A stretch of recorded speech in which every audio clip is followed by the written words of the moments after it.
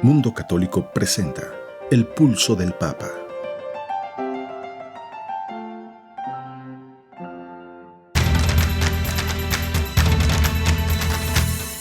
El Pulso del Papa, desde Ciudad del Vaticano.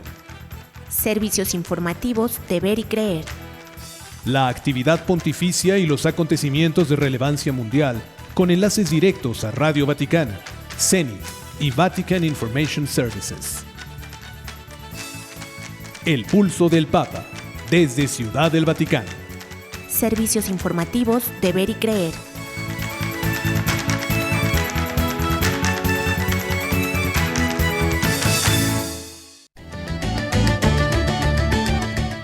El Papa advierte que la presencia de Dios se diluye en Europa. El Santo Padre se reunió en el Vaticano con 3 familias cristianas que huyeron de Afganistán. Francisco afirma que una sociedad es tanto más humana cuanto más sabe cuidar a sus miembros frágiles. Francisco pide a los obispos escuchar con humildad a las víctimas de abusos sexuales. Y se pronuncia sobre el matrimonio católico y las uniones del mismo sexo. Benedicto XVI precisa: legalizar el matrimonio homosexual es una distorsión de la conciencia. Francisco reza por las víctimas de las recientes inundaciones en México. UNAM destaca objeción de conciencia tras fallos pro aborto de Suprema Corte. Los pro vida responden a la promesa del presidente de no aprobar el aborto y la agenda gay en El Salvador. Y por último, en México se celebrará a la Virgen de Guadalupe en el tercer domingo de Adviento. Estas noticias y otras más, queridos amigos, en los servicios informativos de Ver y Creer. Queridos amigos radioescuchas, les saludamos con afecto. Tenemos el gusto de acompañarle en las voces informativas Marisa O'Farrill y Roberto Farril, junto con Ana Guadalupe Silvestre en la redacción y Roberto Pérez Armenta en los controles operativos. Es un gusto, un privilegio servirle a través de la radio.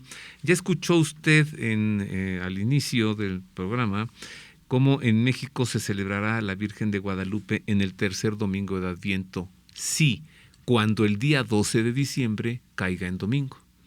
Y es que, claro, durante el Adviento, pues cada domingo es domingo de Adviento. Y entonces dices, claro, ¿qué hacemos si el 12 de diciembre es domingo? Pues ¿qué celebramos? ¿El domingo de Adviento o a la Virgen de Guadalupe? Entonces se acaba de autorizar esto, que cuando el 12 de diciembre caiga en domingo, se pueda celebrar la festividad de la Virgen de Guadalupe. Bueno, todo esto y más, queridos amigos. ¿Estás lista para comenzar a informar, Marisa? Sí, comencemos con lo acontecido en la semana en el Vaticano y Europa. Sea usted bienvenido a la información.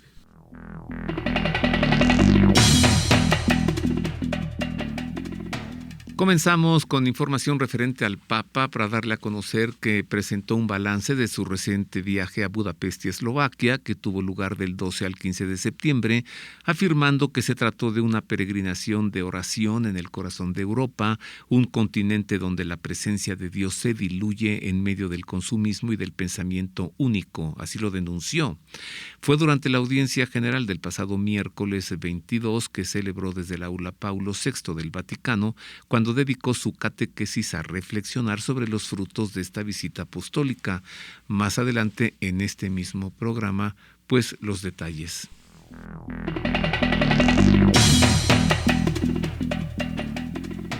El Santo Padre se reunió con 3 familias cristianas de Afganistán en el Vaticano el pasado 22 de septiembre. El encuentro se llevó a cabo en la mañana del miércoles, antes de que el Santo Padre llevara a cabo la audiencia general a la que asistieron miles de fieles de diferentes partes del mundo. Según informó la oficina de prensa de la Santa Sede, este grupo de Afganistán estaba compuesto por 3 familias, 14 personas en total, de los cuales 7 menores de edad que tuvieron que huir desde Kabul en las últimas semanas.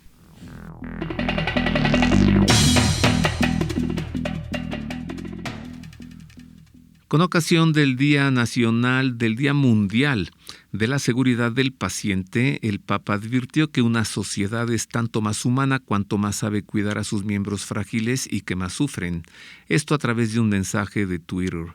Y exhortó a cuidar de los más frágiles con eficiencia animada por el amor fraterno y a cambiar hacia esa meta, procurando que nadie se quede solo, que nadie se sienta abandonado.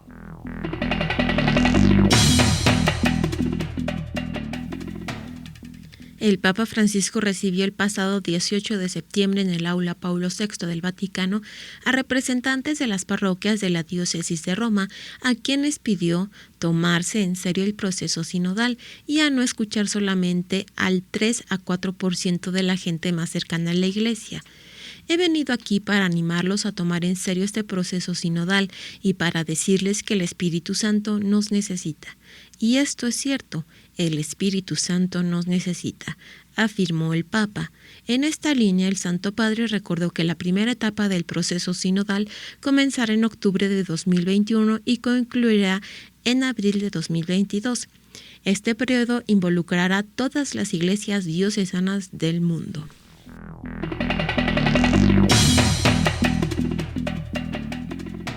Francisco pidió a obispos escuchar a las víctimas de abusos y a comprometerse con la sociedad con humildad para responder más adecuadamente a la crisis de los abusos sexuales a menores por parte de miembros de la Iglesia. Así lo indicó en un videomensaje enviado a los participantes del encuentro Nuestra Misión Común de Proteger a los Niños, organizado por la Pontificia Comisión para la Protección de los Menores y que convocó a las conferencias episcopales de Europa Central y Oriental.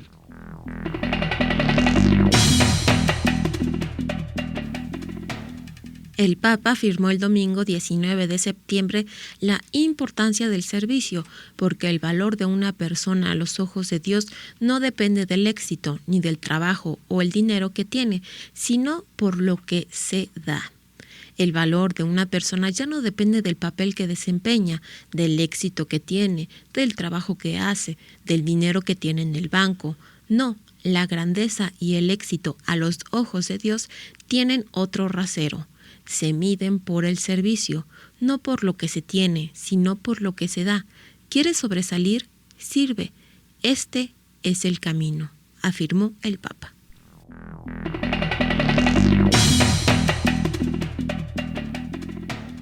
Francisco se pronunció fuertemente acerca del matrimonio católico y de las uniones del mismo sexo. En efecto, fue durante la rueda de prensa en el vuelo de regreso a Roma cuando afirmó que el matrimonio es un sacramento entre un hombre y una mujer y que la Iglesia no tiene el poder para cambiarlo.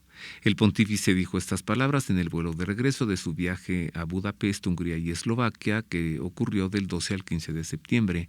Y fue durante esta rueda de prensa que el periodista italiano Stefano Maria Pacci, de Sky TG24, recordó que en sus encuentros con las autoridades húngaras y con los jóvenes eslovacos, el Papa habló sobre la importancia de la familia. Sin embargo, señaló el Parlamento Europeo emitió una resolución que pide a los países miembros reconocer los matrimonios homosexuales y fue en este contexto que el Papa se manifestó.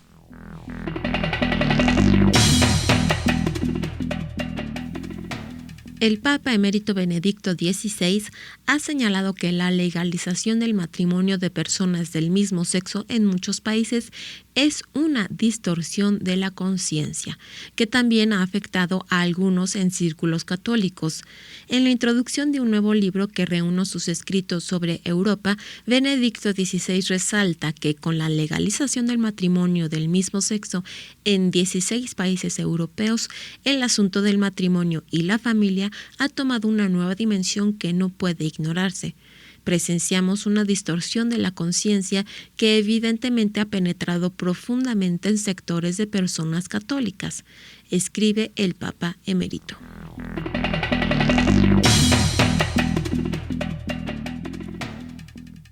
En una noticia que ha incomodado a muy buena parte de la cristiandad, le informo que a partir del próximo 1 de octubre será obligatorio disponer del certificado digital COVID para poder acceder al territorio del Estado de la Ciudad del Vaticano, según una ordenanza promulgada el pasado 18 de septiembre y hecha pública el 20 de septiembre del presidente de la Pontificia Comisión del Estado de la Ciudad del Vaticano en materia de emergencia sanitaria pública.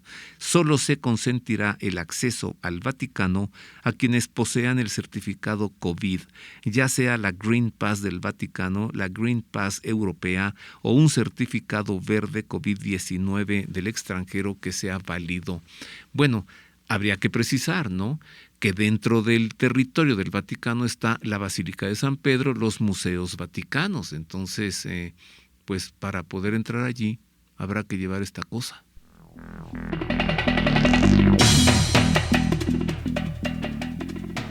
El Parlamento Europeo aprobó una resolución que exige a los países de la Unión Europea a reconocer las uniones del mismo sexo que se hayan formalizado en Estados miembros. Esta resolución se votó el pasado 14 de septiembre en el Pleno Parlamento Europeo y fue aprobada por 383 votos a favor, 161 en contra y 123 abstenciones.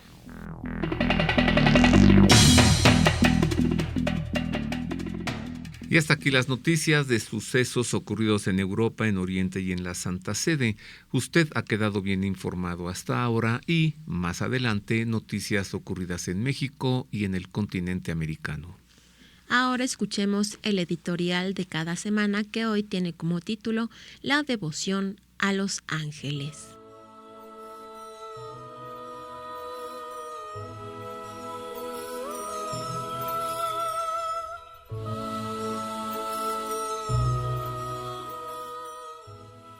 Los ángeles, seres espirituales creados por Dios con inteligencia, voluntad y sin cuerpo, son espíritus puros que desde su naturaleza espiritual son también personas, criaturas personales e inmortales que superan en perfección a todas las criaturas visibles, como afirma el Papa Pío XII. Y como personas que son, tienen la capacidad de establecer una relación personal con otras personas, ya sea de su misma naturaleza angélica, de naturaleza divina como lo es Dios, de naturaleza humana como nosotros, y con personas resucitadas que son los santos. Al crear a los ángeles, Dios quiso ordenarlos tanto en su relación con Él mismo, entre ellos y con el ser humano, en tres jerarquías: superior, media e inferior, y cada una de estas jerarquías en tres coros de ángeles. En la primera se ubican los serafines, querubines y tronos, en la segunda las dominaciones, potestades y principados, y en la tercera las virtudes, ángeles y arcángeles. En efecto, son los ángeles y los arcángeles quienes desempeñan la tarea confiada por Dios de transmitir sus mensajes relacionándose con los seres humanos, principalmente el ángel de la guarda, cuya finalidad objetiva consiste en dedicarse por completo a quien tiene bajo su resguardo para protegerlo de las acciones del mal, acompañarlo en su vida diaria, guiarlo a través de inspiraciones divinas y de la conciencia y consolarlo en la soledad y en sus penas de manera constante y durante todo el decurso de su vida. La naturaleza espiritual del ángel de la guarda le implica poderes sobrenaturales y supone gran perfección en comparación con la criatura humana, aunque tiene algunas limitaciones, pues no conoce el futuro ni los secretos de Dios para el juicio final, y no conoce los pensamientos de los humanos, a menos que Dios se los quiera revelar. Los ángeles verdaderamente existen, como sostiene el Catecismo de la Iglesia en su numeral 328. La existencia de seres espirituales no corporales, que la Escritura llama habitualmente ángeles, es una verdad de fe, que ha quedado establecida en el Cuarto Concilio de Letrán, confirmada por los concilios Vaticano I y Vaticano II, testimoniada por las Sagradas Escrituras y expresada en la liturgia. Por ende, los ángeles pueden recibir culto y veneración y no adoración, pues a ellos les corresponde el culto de dulía o de veneración, que corresponde también a los santos, culto cuya legitimidad enseña el Concilio de Trento y confirma la Constitución dogmática Lumen Gentium al establecer que a los apóstoles y los mártires de Cristo, por haber dado el supremo testimonio de fe y de caridad con el derramamiento de su sangre, se les ha de profesar especial veneración junto con la bienaventurada Virgen María y los santos ángeles. Corresponde a la angelología estudiar la existencia, caída, naturaleza, misión, vocación, culto y jerarquía de los ángeles, y como rama de la teología que es, enseña que son espíritus puros, de naturaleza inmortal y libres de toda materia, que la palabra ángel aparece 148 veces en el Antiguo Testamento y 74 en el Nuevo Testamento, que las fuentes principales que ofrecen la certeza de su existencia y misión son la Sagrada Escritura, la tradición y el magisterio de la Iglesia, que las Escrituras aseguran varias veces que su número es inmenso, comparándolo repetidamente con el de un ejército, que el libro del Apocalipsis refiere que no existen dos que sean iguales entre ellos y que se distinguen por su personalidad, su poder, belleza radiante, gloria de su fidelidad en el amor a Dios y en su inteligencia sublime. La doctrina de la Iglesia es firme con respecto a la correcta devoción hacia los ángeles, pero el esoterismo encubierto los ha incluido en sus falsas enseñanzas y en devociones distorsionadas que bajo un aparente ropaje católico en nada coinciden con el magisterio de la Iglesia. Uno de estos engaños consiste en afirmar que los seres humanos pueden establecer comunicación con los ángeles a través de las llamadas frecuencias o vibraciones que supuestamente se adquieren mediante técnicas que, procedentes de orígenes oscuros, llevan a sincretismos religiosos que consideran tanto al ser humano como a los ángeles no como personas creadas por Dios, sino como energías que están llamadas a armonizar con las demás energías de las que proceden, al sostener con falsedad que todos somos parte de un todo. La sana doctrina enseña que Dios es trino y uno, en quien el Padre es Dios, el Hijo es Dios y el Espíritu Santo es Dios, que los hombres somos personas humanas, que los difuntos son personas resucitadas y que los ángeles son personas espirituales capaces de relacionarnos precisamente por ser personas.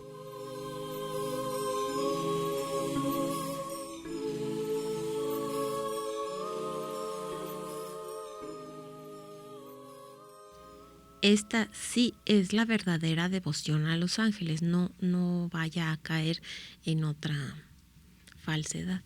Esta sí es la verdadera. Esta es la mera mera.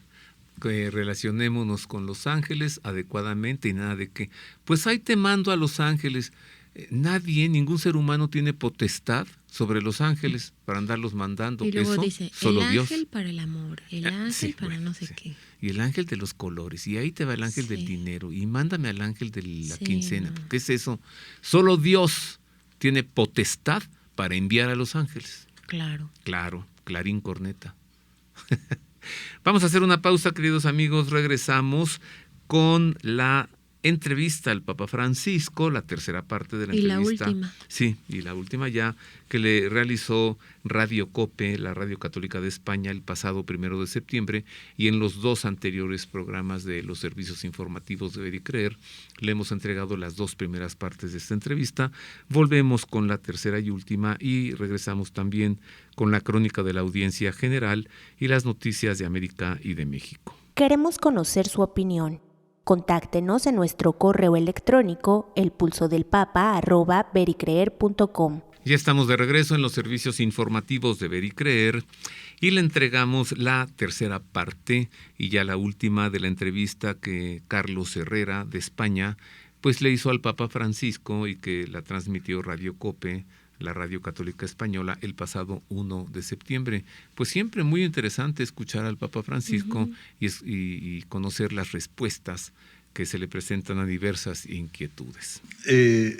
Santidad, en España se ha legalizado la eutanasia en función de lo que llaman el derecho a una muerte digna, pero es un silogismo falaz, porque la Iglesia no defiende sufrimiento encarnizado, sino la dignidad hasta el final. ¿Hasta dónde el hombre tiene poder real sobre su vida. ¿Qué cree el Papa? Situémonos. Estamos viviendo una cultura del descarte. Lo que nos sirve se descarta. Los viejos son material descartable. Molestan. Digo, no todos, pero vamos, en el inconsciente colectivo de la cultura del descarte, los viejos, los enfermos, más terminales también. Los chicos no queridos también. Y se los manda al remitente antes de que nazca, ¿no? O sea, hay una cultura. Después miremos las periferias, pensemos en las grandes periferias asiáticas, por ejemplo, para irnos lejos y no pensar que uno está hablando de cosas de acá. El descarte de pueblos enteros. Piensen en los Rohingya, descartados, gitaneando por el mundo. Pobrecitos, o sea, se descarta, no sirven, no va, no sirve, ¿no? Esa cultura de descarte nos ha signado. Y signa a los jóvenes, signa a los viejos. Influye mucho sobre uno de los dramas de la cultura actual europea. En Italia la edad media es 47 años, en España creo que es mayor. O sea, la pirámide se ha invertido. El invierno demográfico en el nacimiento, ¿no? Y acá llama el caso del aborto. La cultura demográfica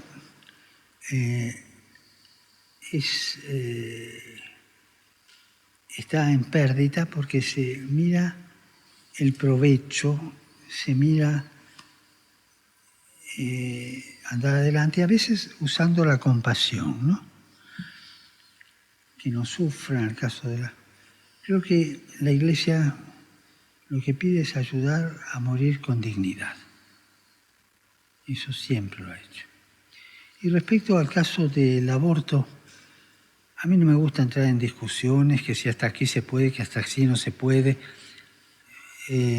Pero digo esto, cualquier manual de embriología de los que le dan a un estudiante de medicina en la facultad, cualquier manual dice que a la tercera semana de la concepción, a veces antes que la madre se dé cuenta, ya está perfilado todos los órganos en el embrión, incluso el ADN. Es una vida humana. Algunos dicen no es persona, es una vida humana. Entonces, delante de una vida humana yo me hago dos preguntas. ¿Es lícito eliminar una vida humana para resolver un problema? ¿Es justo eliminar una vida humana para resolver un problema? Segunda pregunta, ¿es justo alquilar un sicario para resolver un problema? Y con estas dos preguntas que se resuelvan los casos de eliminación de gente por un lado o por el otro porque son un peso para la sociedad. Yo quisiera recordar algo que en casa nos contaban. Una familia muy buena, varios hijos. El abuelo vivía con ellos, pero el abuelo se fue poniendo viejo y en la mesa comenzaba a babearse, ¿no? Entonces el papá no podía invitar gente por vergüenza de su padre, ¿no? Entonces se le ocurrió poner una linda mesa en la cocina y explicó a la familia que desde el día siguiente el abuelo iba a comer en la cocina, así podían invitar gente. Y así fue.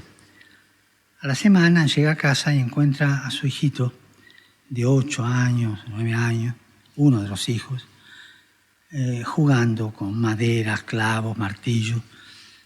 Le dice, ¿qué estás haciendo? Estoy haciendo una mesita, papá. ¿Para qué?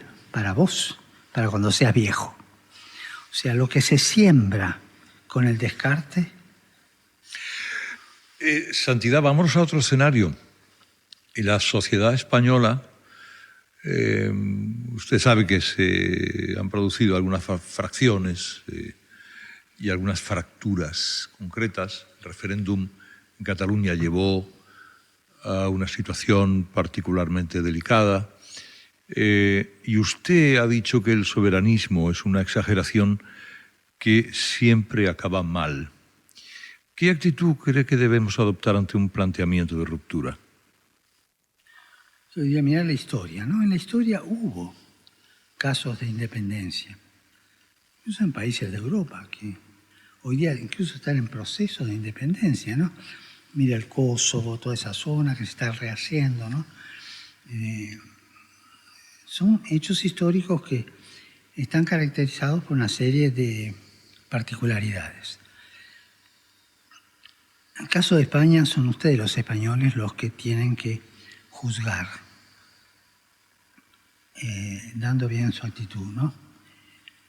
Pero para mí, lo más clave en este momento, en cualquier país que tiene este tipo de problemas, es preguntarme si se han reconciliado con la propia historia.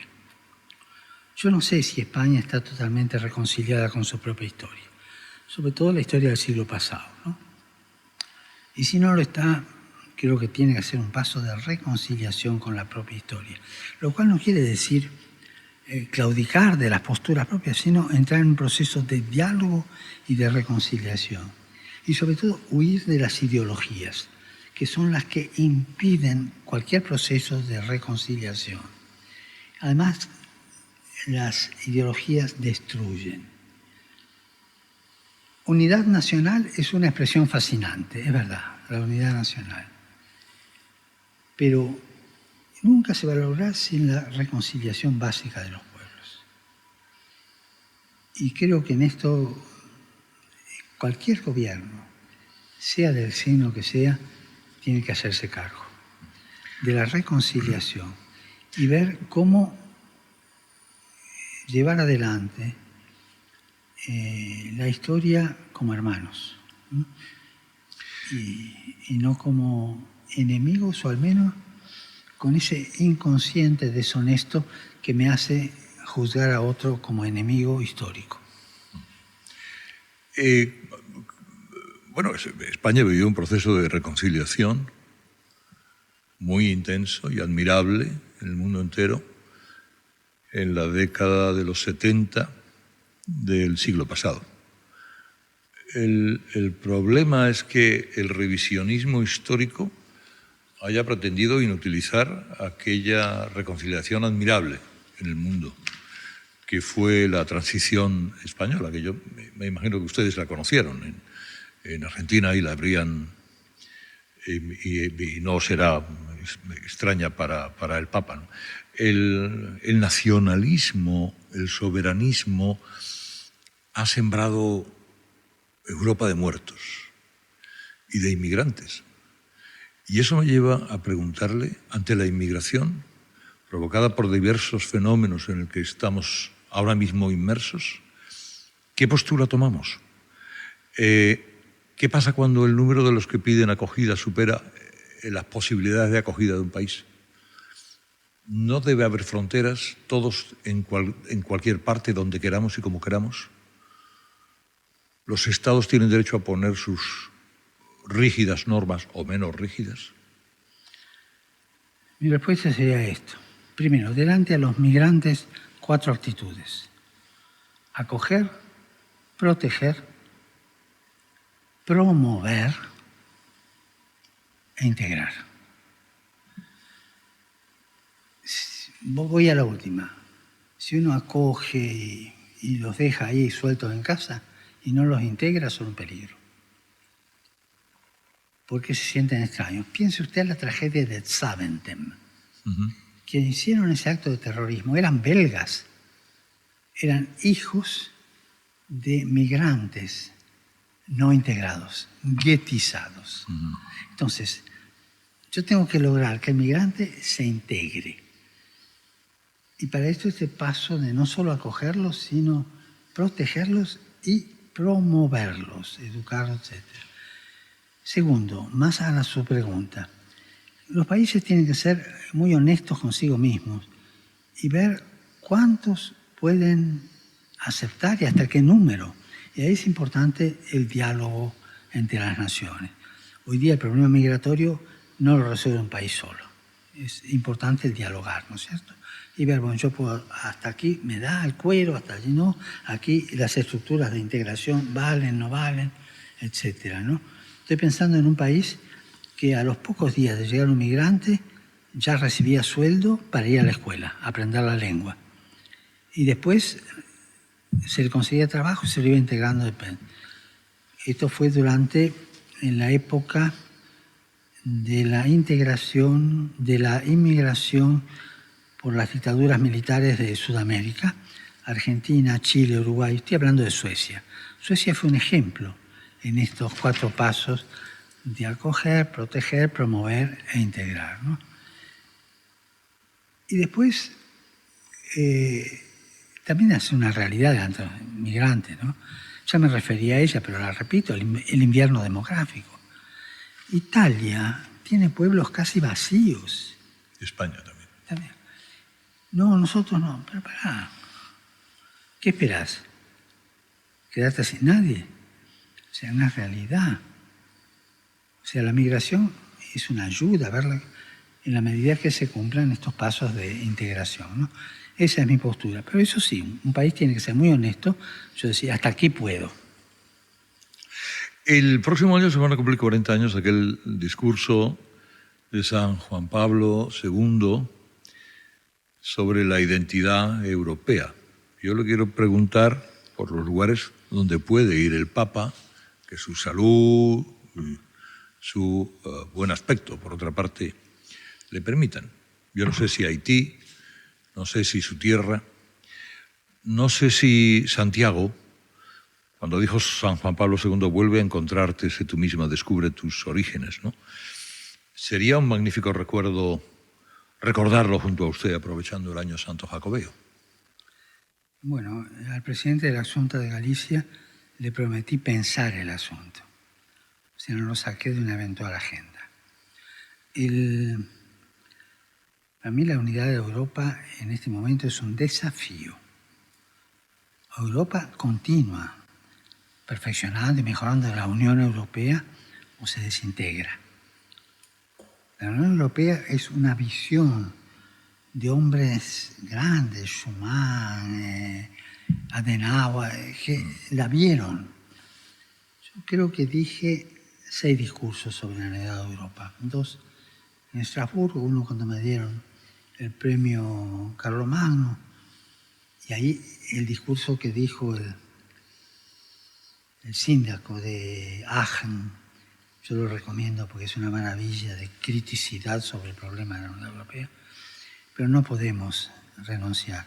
Uno de los momentos más felices que yo tuve fue en uno de esos discursos cuando vinieron todos, o jefe de Estado o jefe de gobierno, todos de Europa, de la Unión Europea. No faltaba ninguno. Y nos sacamos una foto en la Capilla Sistina.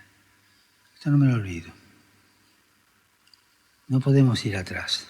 Hubo un momento de crisis y reaccionó bien la Unión Europea delante de la crisis, pese a las discusiones, pero reaccionó bien. O sea, tenemos que hacer lo posible por salvar esa herencia, ¿no? Es un legado y es una tarea. Santidad, claro, si yo no le pregunto cuándo vendrá el Papa a España, pues es que me dirán, ¿cómo no le has preguntado al Santo Padre?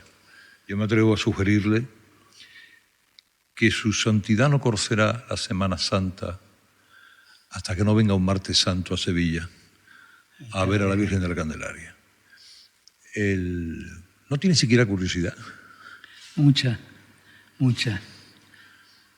Pero mi opción hasta ahora de viaje a Europa son a países chicos. Primero fue Albania y después los países europeos que visité son 2 pequeños. Ahora está en programa Eslovaquia, después Chipre, Grecia y Malta, ¿no? Quise tomar esa opción, ¿no es cierto? Ver los países más chicos. Fui a Estrasburgo, pero no fui a Francia. Claro. Estrasburgo, fui por la Unión Europea. Y si voy a Santiago, pero no a España, ¿no? Claro, esas cosas... Al camino de Europa. camino de Europa. Porque una Europa, ¿no? Pero eso está por decidir todavía. Estamos en COPE, estamos con ustedes desde Roma hablando con el Papa Francisco en estos primeros 50 minutos de la entrevista de hoy. Si usted se ha incorporado ahora, sepa que está escuchando esta entrevista exclusiva, la primera, tras la operación a la que se sometió en julio, la primera en una radio española. Hemos hablado de su estado de salud, de sus viajes, de Afganistán, de la migración, de la eutanasia. Ahora también vamos a escuchar a este Jorge Bergoglio, que era elegido Papa un 13 de marzo del 2013, asistiendo a su lado más humano, ¿no? El de un Papa venido casi del fin del mundo, como él se encargaba de recordar. Así que empezamos precisamente hablando de lágrimas. ¿Hay algo por lo que el Papa haya llorado este último año, aparte de la pandemia? ¿O el Papa no es de lágrima fácil? Yo no soy de lágrimas fáciles, ¿no? Pero de vez en cuando me viene esa tristeza o frente a algunas cosas que yo tengo mucho cuidado de no confundirla con una melancolía, ¿no? Un poco a lo Paul Verlaine, ¿no? Uh-huh. Aquel Les sanglots de l'automne, monotone, blesse mon cœur, ¿no? No quiero que se confunda con eso. Pero como un momento viendo ciertas cosas me tocan el corazón y eso me sucede a veces. ¿Se le ha calificado santidad como el Papa Pop o el Papa Superman? Que sé que no le gusta, además.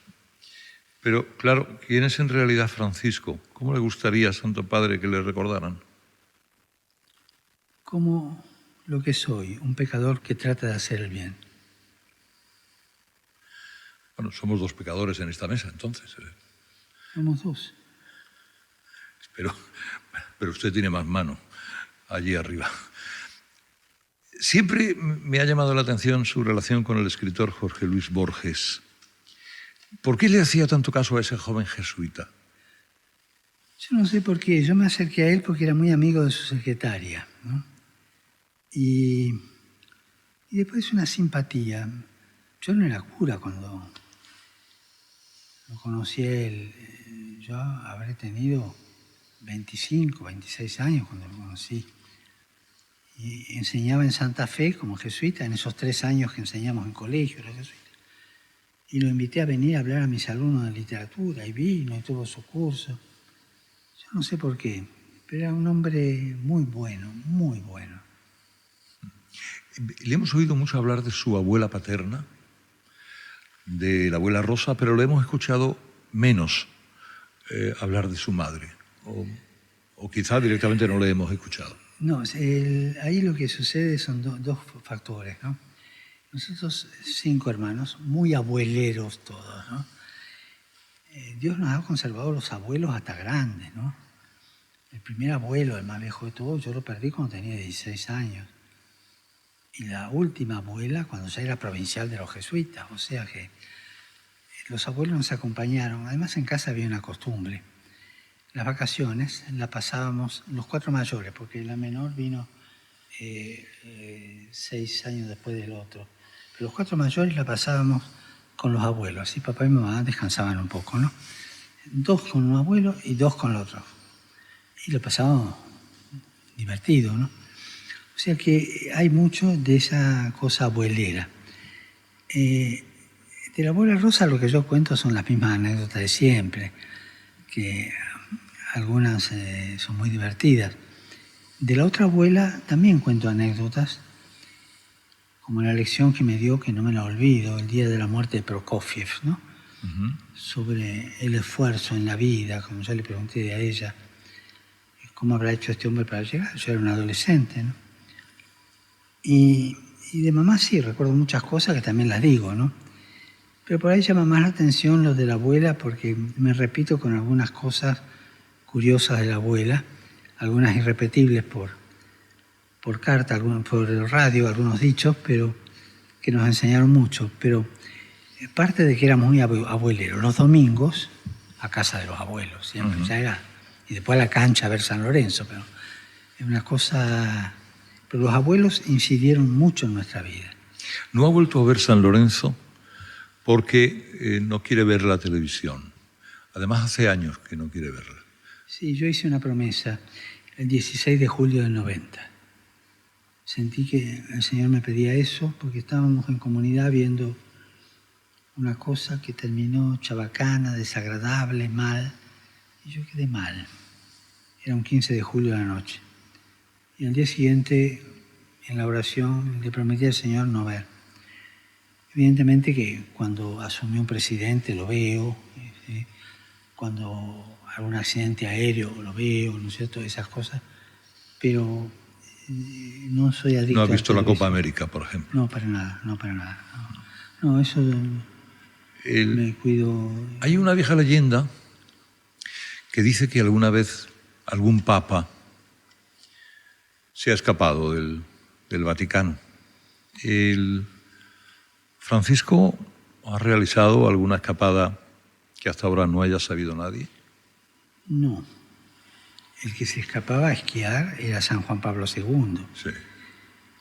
Y acá, a 1 hora y pico, había una pista de esquí y lo tenía en el alma. Y hacía bien en escaparse. Iba cubierto. Pero un día, mientras él estaba en la cola para subir, un chico le dijo, ¡el Papa! No sé cómo lo descubrió. Y se volvió enseguida. Y después procuró tomar más precauciones. No, yo en casas de familia donde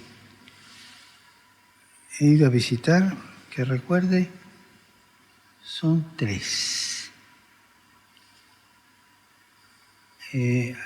Una que es un medio convento de las Teresianas, donde quise visitar a la profesora Mara, ya de 90 años, una gran mujer que enseñó en la Universidad de La Sapienza, después enseñó en el Agustiniano. Quise ir a celebrarle misa. Después, a darle las condolencias probablemente a mi mejor amigo, un periodista acá italiano, a la casa de él. Y la tercera casa que visité fue la de Edith Brucht, la señora, 90 años cumplió ahora, que estuvo en el campo de concentración, húngara ella, ¿no? Judía. Que lo hice este año al principio del año pasado, no recuerdo bien. Son las 3 únicas casas que fui de escondido, después se supo. Que me encantaría andar por la calle, me encantaría, pero eso me tengo que privar porque claro, no podría caminar 10 metros. No, pero le pregunto si alguna vez ha tenido la tentación de vestirse de civil. No, para nada, no. Con un gorro y unas gafas. No, para nada. ¿Cómo combate la nostalgia el Papa Francisco? O sea, ¿quién le cocina los palitos de anís o lo que desayunaba siempre? No, yo me refería recién, la nostalgia mía, no, trato que no sea de tipo melancólico, ¿no? Así otoñal, ¿no? Aunque una de las cosas lindas del otoño argentino, de Buenos Aires, eran los días nublados, de mucha niebla, donde no se veía a 10 metros desde la ventana y escuchando Piazzolla, ¿no? Eso sí, un poco lo extraño. Pero en Roma tiene esos días de niebla también. Pero nostalgia no. Por ahí ganas de ir de una parroquia a otra caminando, esas cosas sí. Pero nostalgia no. Se acabó aquella época de dolores de cabeza por las palabras que a veces se le iban de más o que le atribuían que se le iban de más y que tenían consecuencias con cosas que usted no contaba, Santidad. El peligro siempre está. Una palabra puede ser interpretada de un lado o de otro, ¿no es cierto? Esas son cosas que suceden y qué sé yo no sé de dónde han sacado la semana pasada que yo iba a presentar mi renuncia, ¿no? ¿Qué palabra habrán tomado en mi patria? De ahí salió la noticia, ¿no? Y dicen que fue un revuelo y a mí ni se me pasó por la cabeza, ¿no? Delante de interpretaciones que nacen un poco distorsionadas de alguna palabra mía, yo me callo, porque aclarar es peor. ¿Se habla mucho de fútbol aquí en Santa Marta? Sí, del fútbol italiano, ¿no? Estoy aprendiendo a conocer un poco las cosas. Habla mucho, fútbol, sí. O sea, ¿Qué tal jugador de fútbol era usted, Santidad? yo era un palo, me llamaba, patadura me llamaban. Por eso me metían siempre al arco. Ahí me defendía más o menos bien. Nuestro programa Tiempo de Juego, nuestros compañeros siempre, cuando les decía que iba a venir a ver al Papa, por favor, que te diga el Papa qué piensa del fichaje de Messi, se ha ido a Francia, qué se le antoja de todo el mundo del fútbol, lo sigue de cerca. Yo escribí una pastoral sobre el sport. Vamos, una pastoral que no era pastoral, ¿no? En 2 pasos. Primero fue el artículo que publicó el mundo de los sport el 2 de enero de este año, y en base a eso se hizo después, corregido, la pastoral, ¿no? Un artículo entrevista, ¿no? Yo digo solo esto, que para ser un buen futbolista hay que tener 2 cosas. Saber trabajar en equipo y no ser, como decimos en Buenos Aires, en nuestro argot, uno que se morfa la pelota, sino siempre en equipo. Y segundo, no perder el espíritu amateur. Cuando en el sport se pierde ese espíritu de amateur, se empieza a comercializar demasiado, ¿no? Y hay hombres que han sabido, bueno, lamentablemente hoy día es así, no dejarse manchar por esto, sino derivar sus ganancias y todo para obras de bien, fundaciones, ¿sí? Pero trabajar en equipo, que es una escuela de equipo el deporte, y no perder el espíritu amatorial, ¿no? Es el de amateur. Santidad, le agradezco mucho esta hora inolvidable que nos ha dado a los oyentes de COPE. Un saludo grande a los que están escuchando y les pido que recen por mí, para que el Señor me siga protegiendo, cuidando, porque si me deja solo soy un desastre. Normalmente es usted el que nos lo diría, pero eso lo decimos nosotros, que Dios le bendiga. Igualmente a todos ustedes. Gracias. Que Dios los bendiga. Gracias. Y así conocemos ya pues lo último, lo más reciente en el pensar del Papa Francisco hacia diversas inquietudes. En 3 programas de los servicios informativos de Ver y Creer le hemos entregado esta entrevista practicada por el periodista Carlos Herrera de España y transmitida por COPE, la Radio Católica Española, el pasado 1 de septiembre. Hacemos una pausa, volvemos con noticias de América y de México y la crónica de la audiencia general del pasado miércoles. Haga suyo este espacio. Le invitamos a enviar sus sugerencias y opiniones a nuestro correo electrónico elpulsodelpapa@vericreer.com. Y estamos de regreso, queridos amigos, para hacer un enlace con Radio Vaticana, la radio del Papa, para escuchar las palabras en español del Santo Padre en la audiencia general.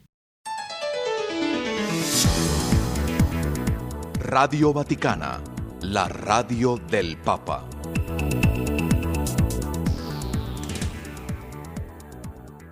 Queridos hermanos y hermanas, el miércoles pasado regresé del viaje apostólico a Budapest y Eslovaquia. Fue una peregrinación de oración, un tiempo de gracia para ir a las raíces de la vida cristiana y una ocasión para renovar la esperanza. La oración comenzó en Budapest en la misa de clausura del Congreso Eucarístico Internacional con la adoración a Jesús sacramentado y se concluyó con la fiesta de la Virgen Dolorosa en Šaštín, Eslovaquia.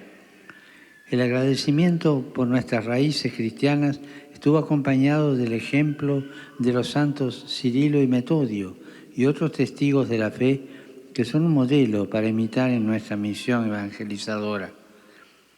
Además, durante este viaje he visto esperanza en los rostros de tantos jóvenes y de tantas familias, en la mirada de muchos consagrados que se comprometen en favor de los más necesitados, y en los encuentros con los hermanos de otras confesiones cristianas y de otras religiones. Este es el camino de la fraternidad, construir juntos el futuro de esperanza. Saludo cordialmente a los peregrinos de lengua española que participan en esta audiencia, en particular a la comunidad del Colegio Mexicano.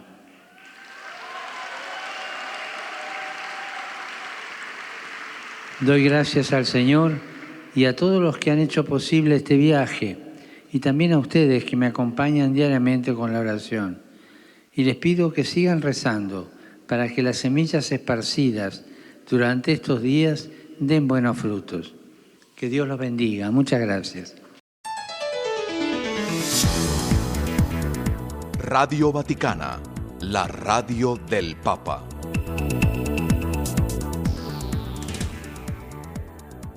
Aquí tiene usted la catequesis del Papa entregada durante la audiencia general del pasado miércoles. Conozcamos ahora las noticias de los sucesos ocurridos en América y en México, así que nuevamente sea usted bienvenido a la información.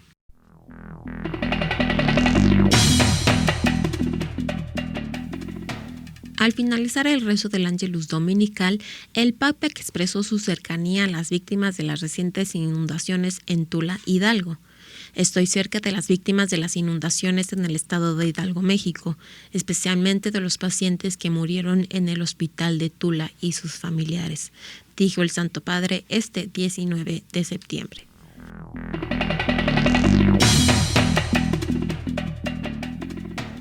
En Más de México le informo que 30 asociaciones, federaciones y colegios médicos del país han defendido su derecho a la objeción de conciencia tras los fallos pro aborto de la Suprema Corte de Justicia de la Nación, que el lunes 20 de septiembre retomaron el tema.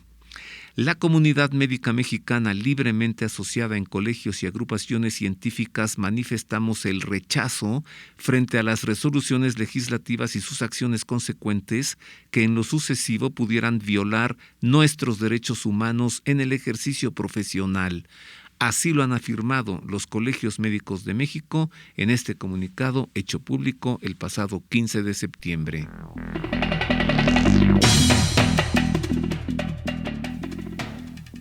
La Facultad de Medicina de la Universidad Nacional Autónoma de México, una de las más reconocidas de América Latina, resaltó la importancia del derecho a la objeción de conciencia tras los recientes fallos de la Suprema Corte de Justicia de la Nación a favor del aborto. La Facultad de Medicina de la Universidad Nacional Autónoma de México celebra el aval otorgado al derecho de objeción de conciencia y declaración de que esta no es restrictiva del derecho a la salud, como propone el proyecto del ministro Luis María Aguilar Morales al Pleno de la Suprema Corte de Justicia de la Nación, indicó la Casa de Estudios en un comunicado el pasado 15 de septiembre.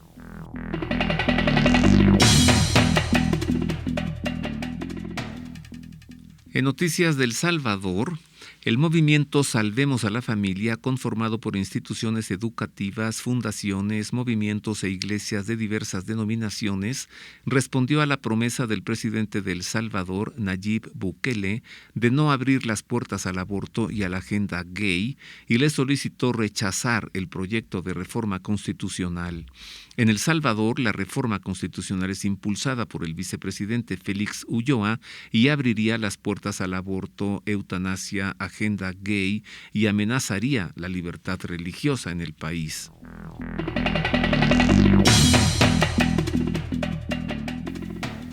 La solemnidad de Nuestra Señora de Guadalupe se celebrará este año el tercer domingo de Adviento, 12 de diciembre, gracias a una dispensa especial concedida como un gran gesto de benevolencia y solicitud amorosa del Santo Padre a la Iglesia en México. En un decreto difundido el pasado 20 de septiembre, la Conferencia del Episcopado Mexicano señaló que, a petición de los obispos de México, la sede apostólica nos ha autorizado la dispensa que cuando el 12 de diciembre coincida con un domingo de Adviento se celebre la solemnidad de Santa María de Guadalupe.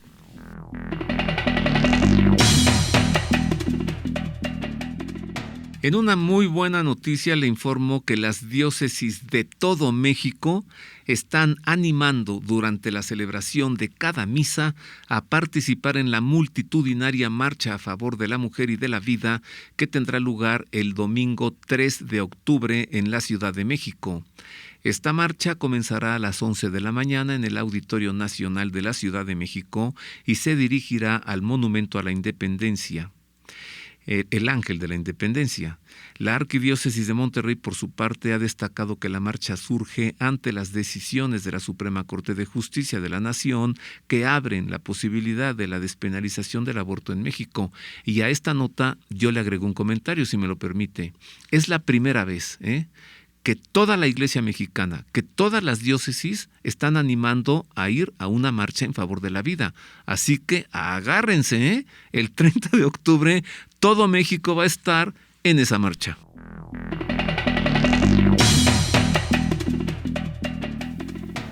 La madrugada del martes 1 de septiembre, un conductor que habría estado ebrio derribó la imagen del Papa San Juan Pablo II, ubicada frente a la parroquia San Pedro en Tlaquepaque, en el estado mexicano de Jalisco, lo que suscitó la indignación de los fieles católicos. En una nota publicada el 15 de septiembre por Arquimedios de Arzobispado de Guadalajara, el vicario parroquial de San Pedro, el padre José de Jesús González Rosas, dijo que el conductor al parecer iba en un jeep y que al parecer se trató de un accidente por un posible exceso de alcohol o droga.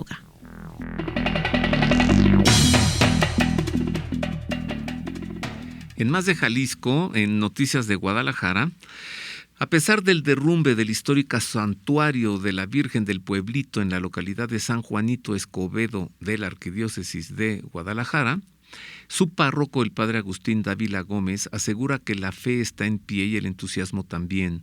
La cúpula del santuario mexicano se derrumbó la noche del lunes 20 de septiembre. Ya un día antes había dado señales de peligro.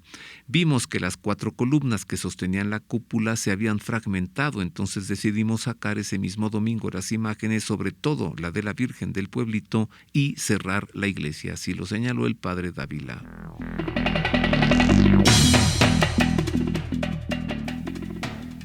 El padre Rolando Montes de Oca, sacerdote cubano que vive en la provincia de Camagüey, ha sido una voz crítica contra el régimen en Cuba y las violaciones de derechos humanos en numerosas ocasiones. La casa parroquial donde vive el padre Rolando Montes de Oca fue vandalizada con huevos contra su fachada y enviando un mensaje en el que ya le llamaban gusano asqueroso. En su perfil de Facebook, el padre Montes de Oca aseguró que se trata de una agresión de fuerte violencia simbólica.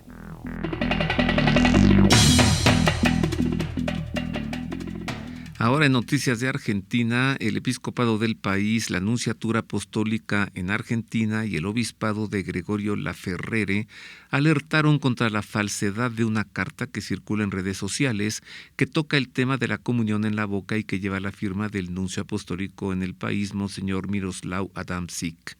La carta tiene como fecha el 6 de septiembre, un cargo de recepción escrito a mano con la fecha 17 de septiembre y la firma de la doctora Rosa Mabel Vera, secretaria canciller.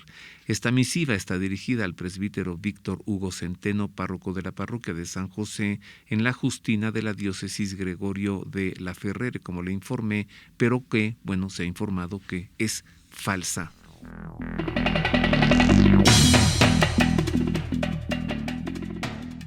Tras el fallecimiento de Monseñor Guillermo Ortiz Mondragón, obispo de Cuautitlán, el Papa Francisco nombró como administrador apostólico de esa diócesis a Monseñor José Antonio Fernández Hurtado, arzobispo de Tlalnepantla. En un comunicado publicado el 17 de septiembre, la Conferencia del Episcopado Mexicano señaló que este nombramiento se mantendrá efectivo hasta que el Santo Padre designe a un nuevo obispo para Cuautitlán.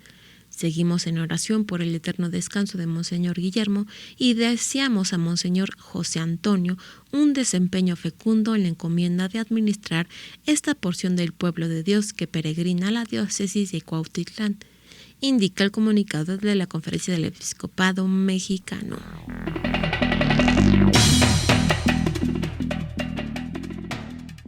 Y hasta aquí lo acontecido en la semana en América y México. Y hasta aquí también termina nuestro programa. Muchas gracias por habernos escuchado en otra emisión más del Pulso del Papa. Lo esperamos la próxima semana. Y le agradecemos mucho el favor de su atención, quienes hemos hecho esto para usted. Ana Guadalupe Silvestre en la redacción, Roberto Pérez Armenta en los controles operativos y en las voces. Marisa O'Farrill. Y Roberto Farril. Marisa, feliz semana. Gracias, igual Querido también público, a nuestro feliz público. semana, Dios les guarde. Y le dejamos con la bendición del Santo Padre. Dominus vobiscum. Et cum spiritu tuo. Sit nomen Domini benedictum. Et hoc nunc et usque in seculum. Aiutorium nostrum in nomine Domini. Qui fecit caelum et terram. Benedicat vos omnipotens Deus, Pater et Filius et Spiritus Sanctus. Amen.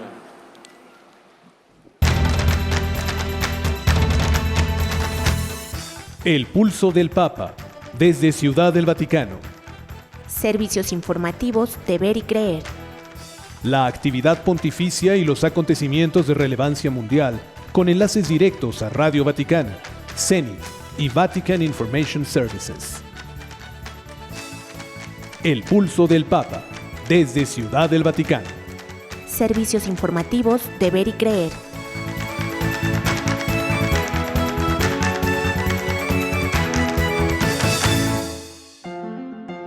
Mundo Católico presenta El Pulso del Papa.